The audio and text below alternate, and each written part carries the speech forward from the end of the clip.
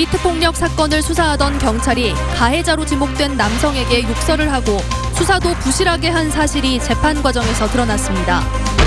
5.18 때 총상을 입었던 70대가 어깨를 다쳐 수술을 받은 뒤 몸의 절반이 마비됐습니다. 의료 과실 논란이 일고 있습니다. 교육부가 사학 비리를 뿌리 뽑겠다며 칼을 꺼내들었습니다.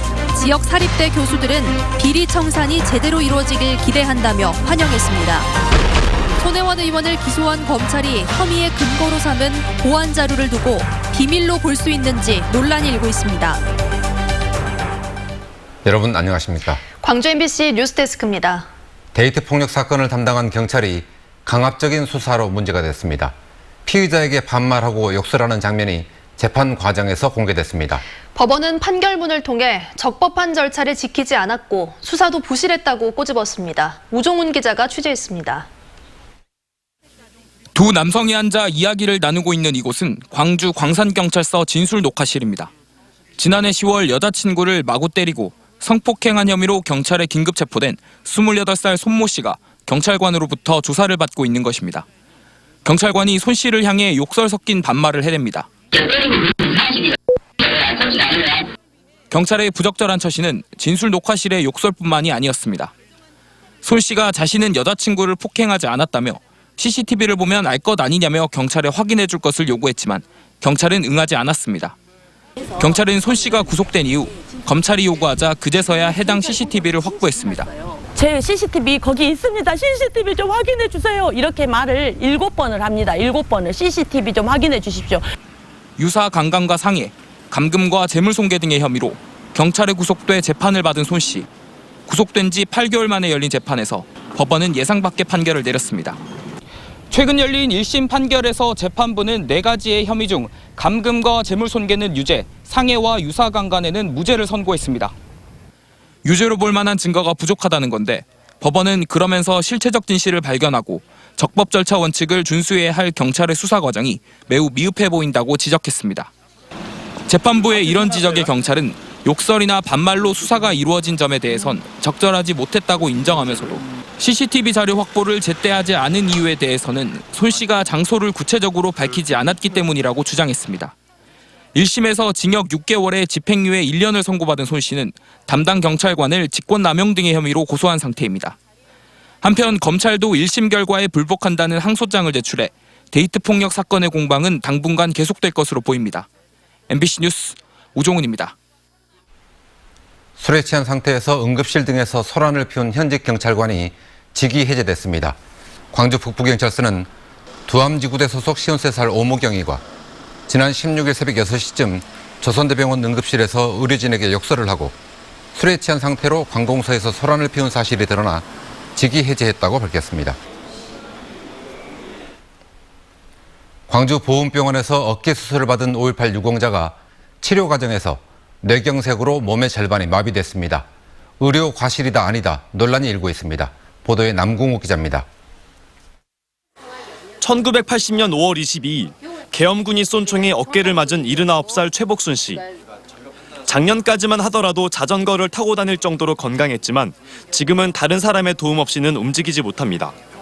지난해 총에 맞은 반대쪽 어깨를 넘어져 다쳐 광주 보훈병원에서 수술을 받았는데 몸의 절반을 못 움직이게 됐습니다.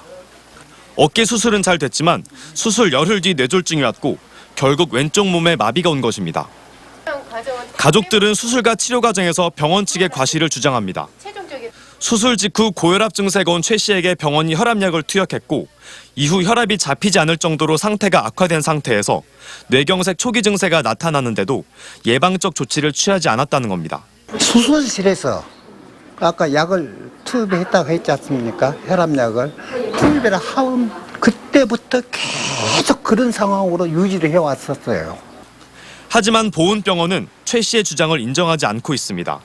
병원은 뇌 MRI 검사와 심전도 검사 등에서 뇌경색 발병 가능성은 보이지 않았고 오히려 당뇨와 유방암 등을 앓았던 최 씨가 뇌경색 고위험군이었기 때문에 의료 행위로 뇌경색이 발생한 것은 아니라고 맞섰습니다.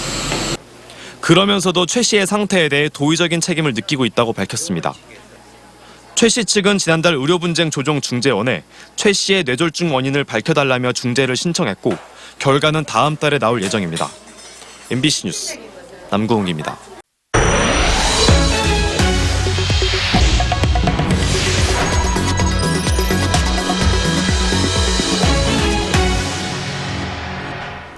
자동차와 가전산업은 광주 경제 주력 산업입니다. 전통적인 주력 산업들이 인공지능과 사물인터넷 등 4차 산업혁명 기술과 만나 미래를 위한 도약을 준비하고 있습니다. 보도에 송정근 기자입니다. 자율주행을 시작합니다. 간단한 안내 멘트와 함께 차량이 스스로 움직이기 시작합니다. 운전자가 특별히 조작하지 않더라도 장애물이 나타나면 속도를 줄이고 정지 신호에는 자동으로 멈춰섭니다. 정보통신회사인 LG유플러스가 자율주행 기술을 들고 광주 국제 그린카 전시회에 처음으로 참가했습니다. 시민의 안전과 이제 자동차 간의 사고율이 좀 높고 이런 부분들에 대해서 이제 광주 행정이 굉장히 도시 신경을 쓰고 있습니다. 그런 부분을 첫 번째 구현하고자 이제 저희 통신사가 이제 참여하게 됐고, 올해로 12회째를 맞는 그린카 전시회에는 국내외 완성차 대기업뿐만 아니라 정보통신기술과 사물인터넷 기술업체들이 대거 참석했습니다. 융합과 혁신이라는 이번 박람회의 주제 전시에 걸맞게 최첨단 기술이 접목된 스마트 가전과 광주 지역 에어가전 등 일상을 바꿀 첨단 기술이 선보이고 있습니다. 친환경 자동차와 인공지능, 수소경제 중심의 산업도시로 도약하고 있는 광주시의 미래를 미리 살펴볼 수 있는 기회도 제공하고 있습니다. 발전된 기술을 바탕으로 해가지고 어떤 이런 전시회라든가 그런 것을 통해서 시민들에게 좀 더 가깝게 보여주기도 하고 그런 대외적으로도 홍보도 하고 그리고 또 수출적인 어떤 판로 개척도 이루고 이러한 것을 역할을 하게 됩니다. 해가 갈수록 규모가 확대되고 있는 국제 그린카와 가전 로봇 전시회가 광주를 4차 산업혁명 선도도시로 도약시키는 발판이 될 수 있을지 주목됩니다. MBC 뉴스 송정근입니다. 손혜원 의원을 기소한 검찰이 근거로 삼은 자료는 2건입니다. 공개돼서는 안 될 보안 자료가 손 의원에게 건네졌다는 건데 두 자료 모두 비밀이라고 하기에는 석연찮은 정황들이 있습니다. 김윤 기자가 보도합니다. 국회 문화관광산업연구포럼이 지난 2017년 8월 30일 목포시에 보낸 세미나 참여 요청 공문입니다. 국토부가 9월 중 시작되는 사업 공모에 앞서 도시재생 뉴딜 사업 현황 등을 논의하는 세미나를 이 사업에 참여하는 지자체와 함께한다는 내용입니다. 2017년 9월 15일 열린 이 세미나에는 목포시와 나주시, 김제시, 상주시 등이 참여했고 목포시는 하루 전인 9월 14일 세미나 발표 자료를 손혜원 의원실에 보냅니다. 발표 자료에는 같은 해 5월 목포시가 최종 수립한 선창권 도시재생 활성화 계획을 국토부 공모에 맞게 사업구역을 조정한 게 포함됐습니다. 이 자료는 20여 페이지 분량의 프리젠테이션용 자료로 2017년 9월 국회 세미나에서 모두 공개됐습니다. 이에 앞서 같은 해 8월 23일 목포시는 국회에서 근대 역사 공간을 활용한 도시재생 계획을 발표합니다. 발표 자료에는 근대 역사 공간은 물론 도시재생 사업구역 위치까지 표현된 지도가 등장합니다. 국가를 설득을 해서 이러한 사업을 지금 해보려고 많이 노력하고 있습니다. 그래서 의원님들께서도 관심 가지고. 이 발표 또한 국회 문화관광산업연구포럼이 주최했고 충남 공주시와 순천시 등도 참여한 데다 관련 영상까지 유튜브에서 찾아볼 수 있습니다. 검찰이 보완 자료라고 밝힌 2017년 5월 18일 목포시 도시재생 사업 자료도 영역 보고회와 주민 공청회를 통해서 공개됐던 자료를 요약했던 수준. 사실 이미 저희들이 공개한 자료를 나름대로 조금만 발췌만 해서. 검찰이 목포시의 이 같은 도시재생 자료를 보완 또는 비공개 자료로 보고 기소한 만큼 앞으로 사법부의 판단이 주목받고 있습니다. MBC 뉴스 김윤입니다. 서대석 광주 서구청장이 지난 2015년 청탁 성격의 돈을 받은 혐의로 기소됐습니다.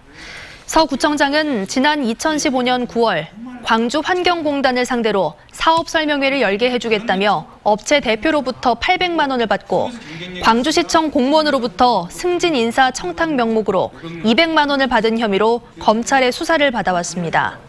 서 청장의 금품 수수 의혹은 지난해 6.13 지방선거 직전 함께 돈을 받았던 조모 씨의 폭로 기자회견을 통해 불거졌습니다. 오늘 오후 4시 40분쯤 광주시 서구 치평동의 한 신축 호텔 공사 현장에서 일을 하던 베트남 국적 35살 A씨가 30m 아래로 떨어져 숨졌습니다. 경찰은 A씨가 콘크리트 거푸집 위에 올라가 작업을 하던 중 크레인이 옮기던 다른 거푸집과 충돌해 추락한 것으로 보고 현장 관계자를 상대로 안전관리 여부를 조사하고 있습니다. 경납 건물 공급 등으로 1년 넘게 가동이 멈춰서 있는 한빛원전 3호기에서 압력이 새는 현상이 발견돼 관계 당국이 조사에 나섰습니다. 한빛원자력본부 등은 지난 15일 원전 3호기의 공급 등에 대한 보수를 완료하고 경납 건물의 안전성 검사를 위해 압력 시험을 하던 중 관통부에서 압력이 새는 현상이 발생했다고 밝혔습니다. 한빛원전은 배관이나 케이블 등이 통과하는 관통부에서 압력이 샌 것으로 보고 정확한 원인을 조사하고 있습니다. 한빛 3호기는 지난해 5월 계획 예방 정비에 들어가 올 4월 재가동될 예정이었지만 공급과 그리스 누유 등이 발견돼 1년 넘게 가동이 멈춰 있습니다. 광주 시민단체 협의회가 성명을 통해 학교 비정규직 노동자들의 투쟁을 지지한다고 밝혔습니다. 시민단체 협의회는 학교 노동자 10명 중 4명이 비정규직인 현실에서 노동 3권의 의미를 온몸으로 외치며 투쟁하고 있는 노동자들을 지지한다고 밝히고 교육부와 시도교육청은 더 이상 시간을 끌지 말고 교섭에 성실히 임하라고 촉구했습니다. 광주 지역 5개 자치구 공무직 노조 조합원 580여 명이 퇴직금 인상을 요구하며 24일부터 부분 파업에 돌입합니다. 광주 전남 자치단체 공무직 노동조합은 공무직의 퇴직금이 다른 공무원들보다 적어 지난 2015년부터 퇴직금 누진제 등을 요구했지만 받아들여지지 않아 파업에 돌입한다고 밝혔습니다. 청소와 청사관리 등의 업무를 하는 공무직 노조는 24일부터 자치구별로 하루 4시간씩 파업을 벌일 예정입니다. 길게 잡았네.